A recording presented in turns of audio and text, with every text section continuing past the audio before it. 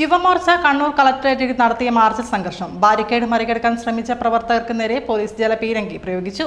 ഒഴിവുകൾ റിപ്പോർട്ട് ചെയ്യാതെ PSC ഉദ്യോഗാർത്ഥികളെ വഞ്ചിക്കുന്ന സംസ്ഥാന സർക്കാർ നിലപാടിൽ പ്രതിഷേധിച്ചാണ് കളക്ടറേറ്റിന് മുന്നിൽ പ്രതിഷേധം സംഘടിപ്പിച്ചത്.